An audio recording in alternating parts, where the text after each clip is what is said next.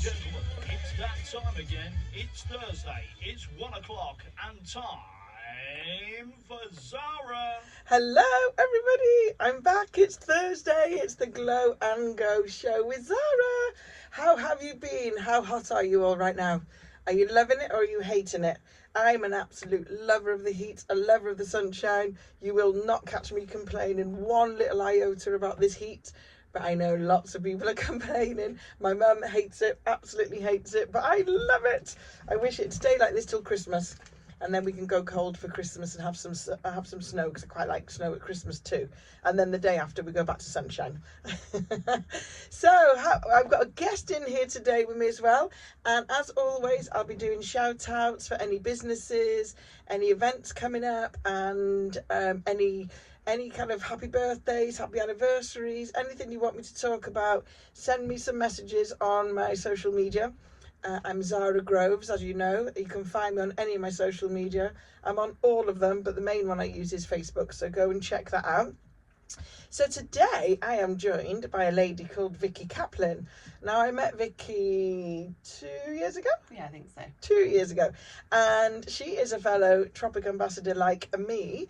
But I brought Vicki in today because she's got a really interesting story. So she's gone from being a social worker to a CEO of her own business, and actually with an ADHD diagnosis, and it's actually changed her life. So I wanted to talk to her about how she does everything with having ADHD. So welcome to the show, Vicki. Thank you. It's great to have you on. I'm pretty excited about being on the radio, I have to admit it. Have you got anybody listening in today? Maybe, I've told quite a few people. So, for the listeners, tell us a little bit about yourself. So, where are you from, etc., etc.? So my name's Vicki Caplin. I'm originally from Sussex, but I now live up in Liverpool. So I like to think of myself as a southern Scouser. But the southerners hear a bit of Scouse, the Scousers just hear southern. Yes. So I live up there, 2 children, Eva and Ben, live with my husband as well. So. Okay. I wouldn't have said you got a bit of Scouse in there, but I wouldn't have said you were southern either. It's a bit... Nobody knows anymore. No, I used to get that a lot because when I left Wales when I was younger, because you sort of neutralise your accent, don't you? Yeah. And then of course travelling, you pick up other people's accents, and then people are like, "Where do you come from?" I'm like, "I'm Welsh. How dare you?" I will be Welsh by the end of this show. Yay! We're recruiting Welsh people. So, what did you? So it says here you were a social worker. Yeah. When did you start doing the social working? How did you get into that? What made you want to be a social worker? So originally I had a place at university and kind of decided I didn't want to go because I just had a generic course that I was going to go and do, and I thought, why am I doing that? Like, I didn't know what I was doing it for.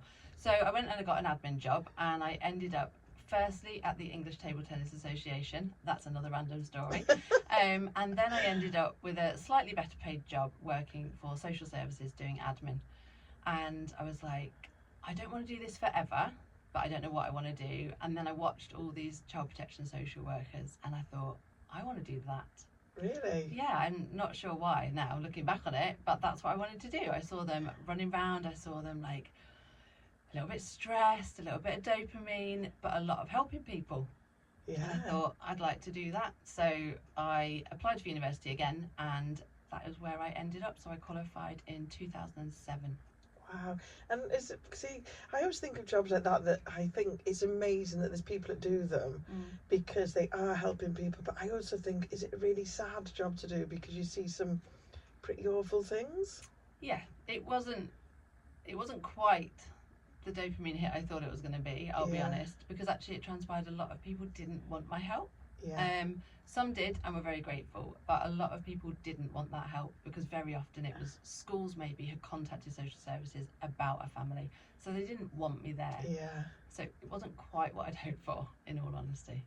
It's that thing, isn't it? You're going into a domestic situation, and even though the school has probably flagged something that needs help, the family unit probably doesn't want to admit that they're doing something wrong with their children. Yeah. And very often as well, it's just about different lifestyles, and there's a real thing in social work, you have to look at that threshold of good enough. Yes. And sometimes what I might want for my children is different from what someone else wants, but that's still okay.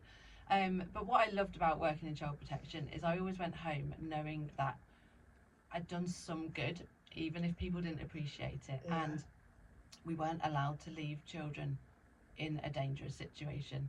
So that's why I chose children's social care, because with adults who have capacity, if they want to stay in that situation, they're allowed. Yeah. And my brain wasn't ever going to cope with that. Yeah. But I knew that with children, it was a slightly different process, so we could always do something. But yeah, it was hard. Yeah. It's one of those jobs, isn't it, that probably on one hand is really rewarding, and then on the other hand, like you say, I'm a bit too much of a softie. I'd probably be crying the whole time. Yeah, I mean, or getting angry. yeah. So one of the two. there were a lot of emotions, and you really had to hold it together when you heard a sad story with Yeah. the family. But the girls in my team, you know, we all worked together, we all clubbed together, we supported each other. Yeah. So, and I'm still in touch with so many people that are social workers. They're still doing the job that I've known over the years. And was that job down south, or was that when you moved to Liverpool? No, it was up here. So I went to Lancaster University Okay. and worked for Lancashire Council for approximately a year, and then got married and moved to Liverpool. Okay. So I worked in Nosey Council for the majority of my career. So I did 10 years frontline child protection, working with the families, spending time with the children. Not as much as you hope. Again, that was another part of it that I found quite difficult. Yeah. And then the last 7 years, I'd actually moved into development and practice improvement and support. So instead of working with the families, I was working mainly with newly qualified social workers, Okay. mentoring them in their career, how they could do that, and delivering training for them. Yeah. And when did, so you say, we've said in the title, I mean, I know you've got ADHD because you've told me in the past. So when did you find out? Did you always know, or? No, I didn't have a clue, to Okay. be honest. You just thought that the way you did everything was just a normal way to do everything. Yeah, as we absolutely. would, wouldn't we? Yeah. So I knew a bit about ADHD, I think probably no more than anyone else, to be honest. Even in my role as a social worker, that wasn't a specialism I had. It wasn't a high majority of my case hold. So what I knew about ADHD was boys bouncing off the walls in the classroom. You know, Yeah. the very stereotypical view that people think. I'd certainly never looked into it in any depth. What led me to look into ADHD was my daughter was diagnosed. Okay. And she was absolutely not a boy bouncing off the walls in the classroom. And I thought, I should probably look into this and find out what it's like to be a female with ADHD so I can support her. And why was she picked up then if she wasn't bouncing off the walls like you'd expect? Yeah, so she actually was diagnosed with autism first, which we Okay. were sort of aware of. I kind of realised when she was around 3 Yeah. that she had autism. She was getting on absolutely fine. We were really able to manage that and support her with that, and she's flying now. She's doing amazingly well. So it was as part of that process that there was some behaviours, maybe some traits that didn't fit in with autism. And when I raised that, someone said, oh, maybe she also has ADHD. Okay. So she was then dual diagnosed. And then I went off to look at ADHD so I could support her, because I already kind of knew how to support her with the autism, because I'd known since she was 3, and the diagnosis was when I think she was around 7 or 8. Okay. So we were well versed with what she needed, but didn't have a clue about ADHD. So I went off on my merry way. Did I read anything official? I'm not entirely sure. Did I start following Instagram females with ADHD? Absolutely, because it was a quick way to learn. Yeah. And what I discovered was, oh, that behaviour that woman's made a thing, you know, real about. I was like, that's not ADHD, that's normal. That's not ADHD, that's normal. That's not ADHD. And I was like, hold on a minute. How many of these reels do I watch before I start to think, maybe I've got ADHD? And that's why all of these things are normal. And that's when I started to think. I was probably around 40, just around my 40th birthday that my daughter was diagnosed. And I'm now coming up 46 in the autumn. Oh wow! So it was purely just kind of going, oh, well, I do that. Yeah. I do that, and Yeah. then kind of going, oh, maybe I have ADHD. So I literally was not looking at it for myself at all, but it started to make a lot of sense. So I kind of sat on it for 18 months because I knew the waiting lists were really long, and I obviously wanted an instant answer, and I thought, well, I'm not going to get one, so I'm not going to bother. Part of me thinks, well, if you knew the waiting list was that long, you should have just Put your gone to name the on it GP. first. Exactly.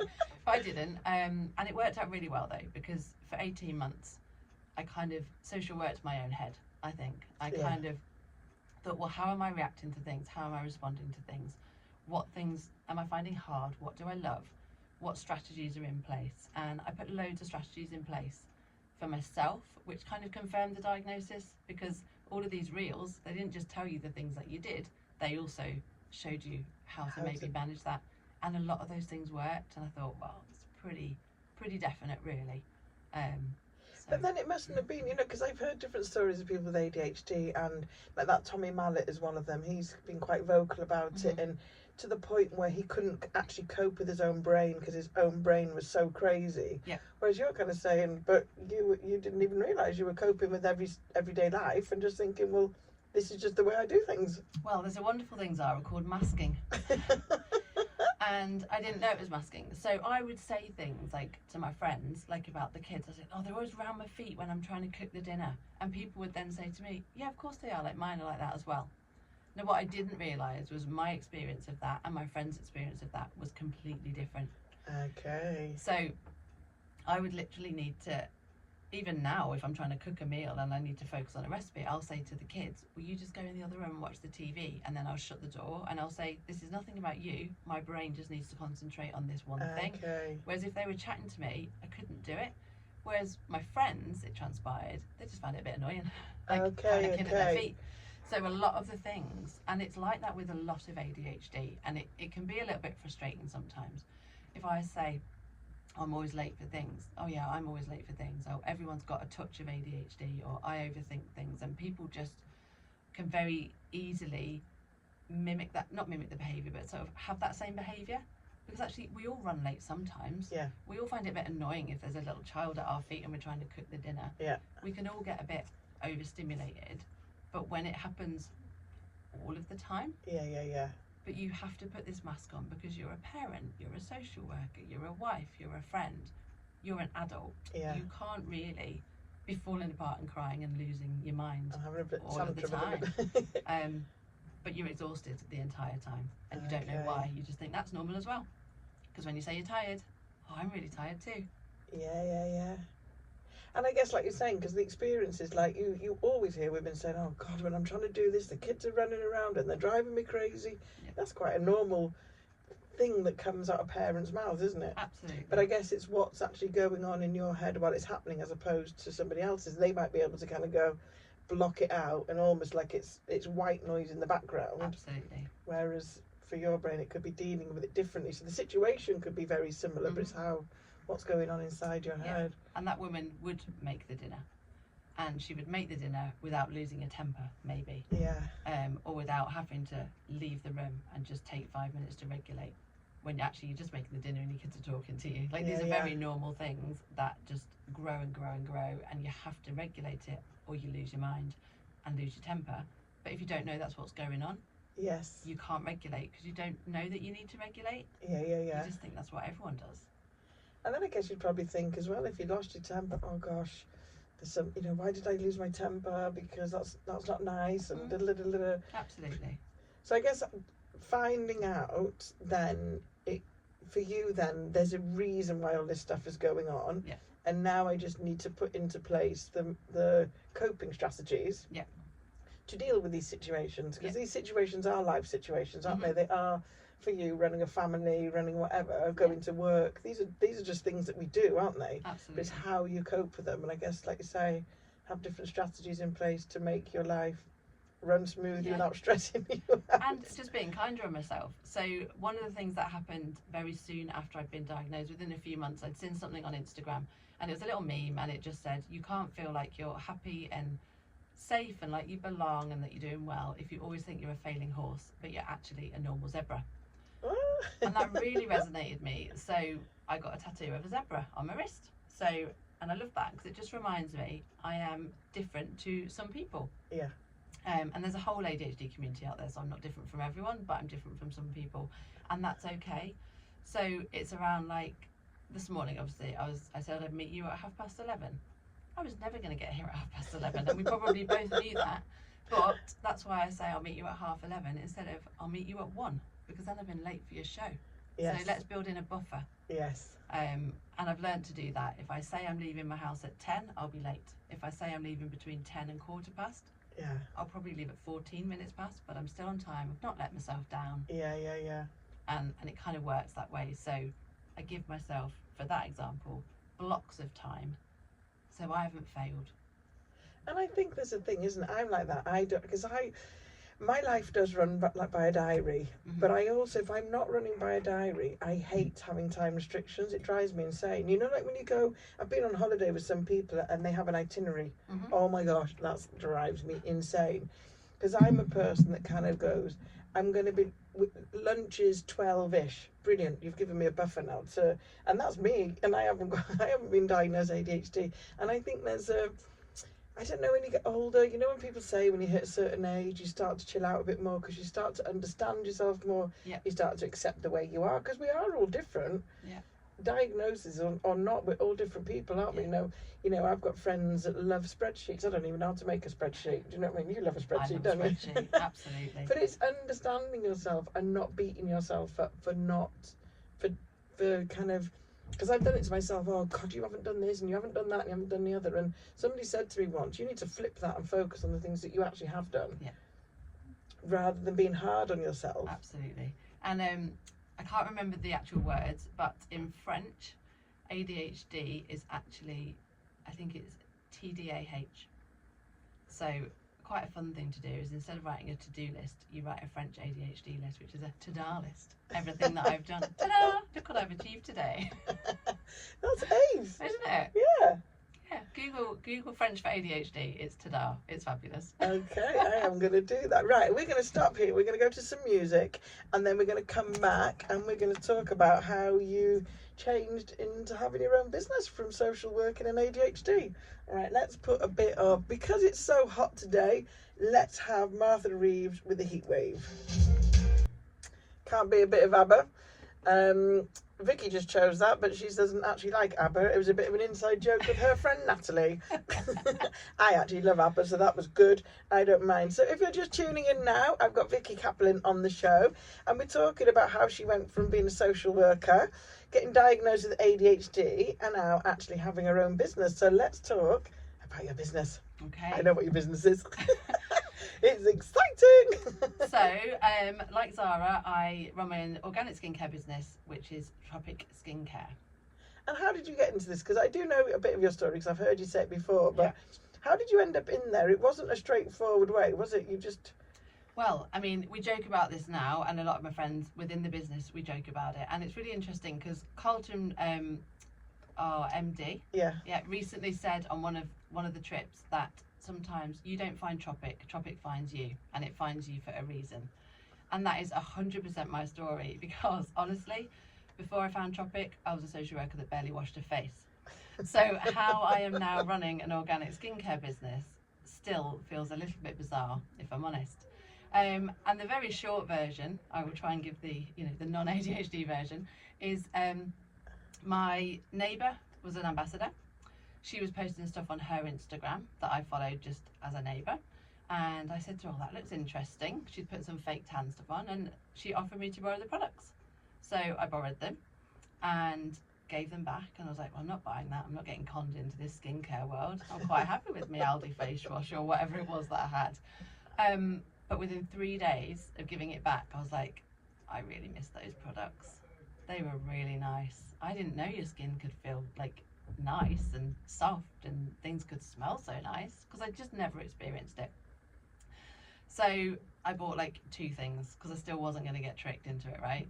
As much as some ADHDers are super impulsive, I'm like the people-pleasing, overthinking, perfectionist version with a little bit of what looks like impulsivity, because I've actually thought about things for quite a long time in the background. Okay. So I bought a couple of things. And then she said to me, would you like to have a party? I was like, oh, I'd love a party. What are we talking about? And she was like, get your friends over. I'll bring all the products and we'll have a pamper. And if your friends buy stuff, you get free things. Yep, absolutely. I'm in. People in Free my house, stuff. pamper, free stuff. Great. So we did that, and that was in the May the 3rd, 3 years ago now. And I received my ADHD diagnosis on the 25th of April. Oh, so you'd only just had the I diagnosis? only just had the diagnosis. So after sitting on it for 18 months, my daughter was now having medication, and I saw how much the ADHD medication helped her, and I thought, that could really help me. You can't get medication without a diagnosis. So that was why I went down that process. And then basically we had this party, and it was brilliant.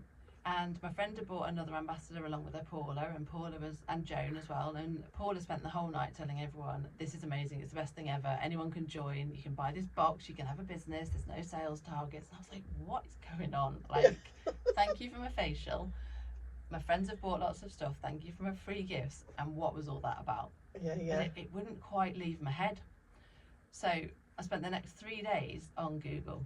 This was like what I now know is ADHD hyperfocus. I was like, what is this? Because I knew my neighbour, but it wasn't like she was my best friend. It wasn't someone that I would necessarily unpick everything with. And I didn't know this Paula, this was just, or Joan, these were just extra women in my house. Honestly, I had no idea what was happening. So I went on Google and I was like, Tropic Skincare, is it a con? Is it good? What is it? Like everything I could find. And all I could find was really positive things. Yeah. And I was like, oh, maybe I could do that.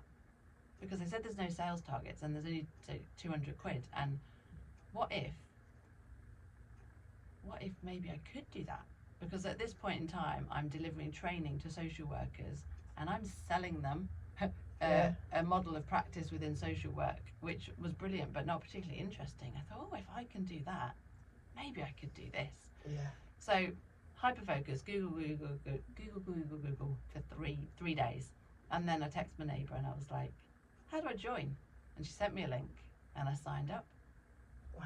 Because I thought, you know what? And I made a joke to my husband. I went, well, I've just been labelled impulsive. I might as well have a business. Yeah, exactly. I might as well live up to my name. Yeah. And so for me, it wasn't impulsive because I had literally spent 3 days hyper-focusing on it. And so although that was like not a long amount of time, it was a lot of thoughts in a short amount of time. So I did really, on one level, consider it carefully, but on another I was like, what's the risk? 3 days of research, and that is a lot. Yeah. I just asked how much is it. And, well, I came to the conclusion I don't like making a wrong decision. I was quite scared. I'm quite risk averse. Okay. So I was like, what if it's like a cult? What if it's like something really weird? And I was like, now I realise it's clearly the best thing ever. Yes. It's a happy cult. But I didn't know that at the time. I never knew anything about direct selling. And so how did you, I mean I came into Tropic and I'd always done skincare. Mm-hmm. I'd always done makeup and I'd always done skincare. So how did you then kind of go, I mean, if you'd have told me 5 years ago, because I'll have been doing it for 4 years this year, that I would have been doing makeup and skincare on people, I would have laughed at you because my life was fitness. Yeah. And as much as I did my own skincare and I did wear some makeup, if you'd have told me I would have been doing it to other people, I would have laughed. Yeah. But I've come from a bit of the background. You've come from nothing. Yeah. So how did you? Like a phoenix. Yeah. So how did you then kind of go? But how did you? Because I know you built a big business. Yeah. So how did you? And how was your ADHD brain now going with all this stuff that you don't know about in the first place? And it's a hell of a leap from social working, isn't it? Yeah, absolutely. But let's think about it. I didn't know how to be a social worker before I was a social worker. I guess. I didn't know how to be a mum before I was a mum. Yeah, true. I didn't know how to work this microphone until you showed me at the beginning of the show. So I genuinely believe that with the right support, anyone can learn anything. And I am literally living proof of that because I just went all in. I thought, you know what? I've been given a brochure. Like Tropic gave me all the information about the products. They gave me the products to play with and try.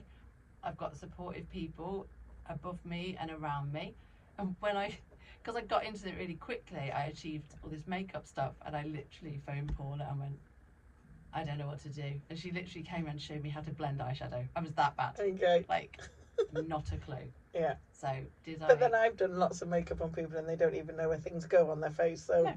So I just learnt it basically. That's the thing, isn't it? Learn it. And people taught me and they helped me. Yeah. And I'm a huge believer because the products are so good that people just love them. Absolutely. And so, obviously because I met you we were going to the Chester meetings, and I'll never forget the time when we were going for a holiday, weren't we?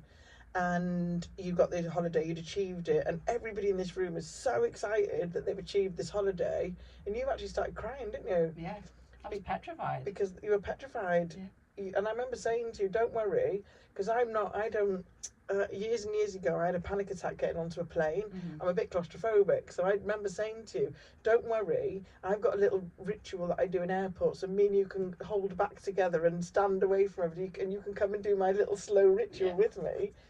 But now look at you. Yeah, I mean, it's been I say a long journey, it's still only been like less than 3 years, right? But I just found that and I've spent a lot of time like social work in my own head and analysing this, and some things I can absolutely deal with that are new and I don't know what to do with. ADHD is a great in a crisis. I find it's more with the social things. So if I've got to go and do something at a hospital, I know that there's rules around that. Like the nurse is going to tell me where to sit. She's going to take my blood and explain all of that to me. What you don't get in social situations is that explanation of what to do and when to do it. And that for me was the whole thing. Okay. So I found that in a lot of things. So I didn't particularly enjoy going out for dinner with friends because I never really knew who's paying, or how are we splitting the bill, or are we getting pudding, or are we getting a starter, are we sharing a bottle of wine? And it wouldn't have mattered what the answer was. I just wanted to know what the answer was. And because you don't ask those questions, because I watch everyone else and they just go and they do, I would spend the whole mealtime worrying about how we were doing it. Okay. And it really didn't matter how we did it. It wasn't you just kind of needed to know the step by step, and this is what's going to happen. But I didn't know I had ADHD. I didn't know why I found it hard. I didn't therefore know that actually I could probably just ask. So take that little bit of example and then put me on a plane with 400 ambassadors, most of whom I don't know, and take me to a foreign country. I was like, I can't do that. So I had set myself this intention of, I will absolutely achieve this incentive. Yes. Because I like to set myself goals, I like to achieve stuff, but I don't know if I'm going to go. So I achieved it. Yeah. And then the next intention was, I'm going to go. Okay. And everyone knew that I didn't want to go. Everyone knew I was crying about it. And I was like, I just don't know if I can do it. And I thought, you know what? Like, you have come so far. Yes. You didn't know how to wash your face last year. Maybe. Yeah. Maybe. I did know how to wash my face, by the way. Can we just clarify? It wasn't that bad. But I just sort of worked on my mindset, and my friend Natalie, who we played ABBA for because it's a bit of a joke, she really helped me. Yeah. And we spent a lot of time on like mindset and like unpicking things, and gradually over the time I worked it out. And I had a bit of a panic attack about 2 weeks before, but she calmed me down. Tropic were amazing as well. They were really accommodating when I was like, can I stay with my friend? You split us up. And I just it was really helpful having that safety of her. And obviously, like you, I knew that you were on the plane with me because obviously we were both flying from Manchester. Yeah. And I just found that the whole community, even if they didn't understand me, were kind. And Tropic was the same. Yeah, and I think, because for me, it's opened a whole load of new friendships as well. And my worry for that plane, so I'd had all these things. So after having this one panic attack getting onto a plane, and it was the getting on, it was all the squashing of the people. So I have got this ritual. I turn up dead early, I go through slowly, I have what I call panic pills, which are beta blockers, and I take one before I go in the airport, and then I go and find somewhere quiet to sit and have a glass of wine and read my book. So I keep myself calm. So I was really worried because there was 426 people going on this holiday. Now I know that not all 426 were flying out of Manchester, but I didn't know. But I was thinking, in my head I was thinking, but it's got to be at least 100. Oh my God, what is it going to be like in that airport? And I remember telling Leslie Slater, and she was who I was sharing a room with in the airport the night before, and she said to me, don't worry about it. If anything happens, we'll go off on our own. I'll do some Reiki on you. Don't worry. And that little bit of the reassurance then meant, okay, I can cope with this. I can do this. And as it happened, it did. I didn't do my normal routine. It was a completely different routine, but I was okay with this new routine. And it is, and it's, I know it sounds really cheesy, doesn't it? But it is a heck of a business where there is all these other people and you find these friends, and the support is phenomenal. And Tropic themselves, if you go to them with a problem, they will do anything to help you, won't they? Absolutely. Like, I phoned them after I'd had that meltdown and I was like, I'm really stressing about this, and this. And I can't really even explain it, but if you could let me know A, B, C and D, I'd really appreciate it. And they literally did whatever they could to make me feel okay about going. Amazing. Yeah. And there's something else I wanted to talk to you about today, is God. Okay. You said it recently, because you hear a lot of in sort of positive situations, and especially I think it's very much in the direct selling business. There's a lot of personal development, and quite often that leads to books, and it leads to things like setting intentions and manifesting and all those different things. It's all, the power of the universe, and I believe in lots of different things. They don't necessarily stick together. So I do believe in God, but I also believe in the power of the universe, and they're not the same. They're kind of the same story, but they're different people, shall I say, in charge of it. And then you said recently that you've had an experience, and you believe in God, and you think it's really helping you with your business. And so I mean, I've always been gone to church. I would say I've always been a Christian. I've always had a faith. But I think having my ADHD diagnosis kind of rocked a little bit. Like, who am I? Like, what is going on? Like, because that was a complete curveball to me. I really was just looking at Instagram to help my daughter. I didn't expect any of that. So I had a little bit of a, okay, who am I? And actually, what do I think and what do I believe? And I've kind of stripped back everything, I suppose. And then within Tropic, like you say, there's a lot of people talk about sort of the universe and manifesting, and for me it didn't sit quite right. I thought, I can see all this happening, I can see the magic, I can see people are very excited by this, but fundamentally I believe that God is the source of this. Okay. And I think that's when I was like, but I don't always see that or quite understand that. But I would say, like, I've really been thinking about that quite a lot the last, I don't know, well, my whole life. I'm always thinking about things. I never actually stop all at the same time. But I think probably since like October, I've been going to a new church called Liverpool One Church in Liverpool, obviously, and it's brilliant. And I absolutely love going there, and I've made some lovely friends there. And what I find there is they're talking the same language.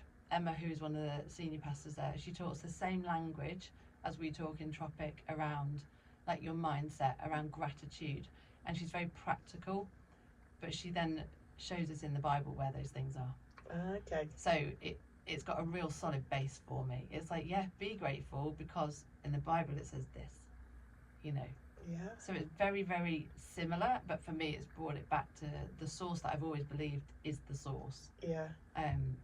So I feel incredibly grateful for that. I feel like when Carlton said that about Tropic Finds You, I'm like, I really do believe that, but I actually think somehow God sent Tropic to me. God directed to do that because so much has changed since that, like knowing about the diagnosis, like having that supportive place to unpick that with people, opportunities, because a lot of the time you can't challenge your anxiety if you don't have a situation to challenge it in. Yes. And there's been so many like ridiculous things that Tropic are like, do this. I'm like, oh, that's amazing. I couldn't do that. Well, I'm not going to miss out. If they're doing it, I'm doing it. So then I just think, right, what do I need to do to do that? And I don't know if you know, there's quite a big thing within ADHD called RSD, rejection sensitive dysphoria. So you're very sensitive to perceived rejection. It's very often perceived rejection or getting things wrong, which is why I'm like the people pleaser. You don't want to upset someone. Okay. So now imagine, I mean, I've spent my whole life upsetting people in social care, but that was kind of expected, so I didn't take that personally. But now I'm saying to people, would you like to try this product? Would you like to come to an event I'm doing? And it's my business. And sometimes people say no. And I've had to learn, well, that's okay. And so that's been a real journey, which has been fantastic, because obviously people say no, and that's okay. But they soon come around because they realise after they've smelt it that they do want My to play. biggest one is that I've had to overcome, I really struggled for a long time, was when people just ignore you. So I don't mind you saying no to me. I don't mind I don't mind either way whether you say yes or no. Obviously, I prefer the yes. Yeah. But it's when you ignore me. Yes. It used to really upset me. Yeah. And now I just think, oh well, they lose out. You know what I mean? Yeah. But it still gets to me, Yeah. but not in the same way. Yeah, and I've had, you know, a lot of people ignore me, and it did in the beginning. I'd be like, oh, I've done something wrong. I shouldn't have messaged them. I shouldn't have invited them. Yeah. They're annoyed at me for inviting them, and I'm like, just flip that. Like, you've invited them to something lovely. It's okay that they haven't come. I would always prefer an answer. Yeah. But maybe they've read that and their child's having a meltdown, Yeah. and then they've forgotten to reply it, because actually I am not the centre of their universe, and that's yes. okay. Yes. So I've really learned to strip back some of that, and before I react, I process, what am I thinking? Why do I feel like that? Yeah. And then I'll respond. And often the response is, I'll message them again and say, well, did you get that? I'd really love you to come. Yeah. And they do. Or sometimes I'll just leave it, because I think, you know, the time's passed and I've forgotten as well now. So Yeah. I think it's just like anything. You need to build. I don't know. It's like anything, isn't it? It's a learning curve in you know. Because I've said this to my team before. Now I could send out 100 messages and have 10 replies. Yeah. Now years ago, that would have absolutely devastated me. Whereas now I just kind of go, and I always do this analogy. If I need a new pair of jeans and some company messages me with this fabulous offer for some jeans, I'm going to buy them. However, if that company messages me on the day where I've got 10 pairs of jeans in my wardrobe, I'm just probably not. I probably would reply, but I'm not gonna. They're not needed, are they? And it's nothing to do with the jeans. Yeah. It's to do with what I need right now. And absolutely. and one thing we haven't mentioned is you've actually given up your social working job, haven't you? I have. When did you do Look that? at the beaming face, if you can see me now. We can. I'm recording. Yeah. So yeah, I gave it up March last year, so it's been about 15 months now. And basically what had happened was I was in this position where I did love some of my job, but I felt trapped, in all honesty. I felt trapped by being in a local authority. There's bureaucracy. I felt trapped by a salary, because whenever I looked for another job, I was on a good wage. I was 17 years into this career, so I'd worked my way up. I was on a decent salary that I wouldn't be able to match by leaving and going and just doing another random job. Yeah. I'd have to then retrain as another profession. I was like, well, I don't want to do that. And there were some days where I thought, I don't want to go to work today. Like, why do I have to do this? Like, why are they making me turn up every day? And you know, and there were just certain things that had happened, and I just thought, I'd left my job that I'd been in for 16 years and moved to another council, and I'd only been there about 9 months. And I think moving that first time gave me the courage that I don't have to stay at what I'm doing, because I was never going to leave Knowsley. Like, I loved it, and I really did, but you know, things changed and there was a new opportunity, so I moved on. And because I'd done that, it kind of taught me, it is safe. It is safe to try something new.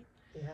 And I was in this other council, and I thought, it's not really kind of how I'd expected it to pan out. It wasn't quite working out, and I felt like my time wasn't my own. I mean, obviously, you have to turn up and do a job, don't you? And I thought, no, I don't want to. And I felt quite stressed, and I went to my GP, and he signed me off. But we had a really good conversation, because we were really clear that it was the work and the impact of that. It wasn't life. It wasn't ADHD.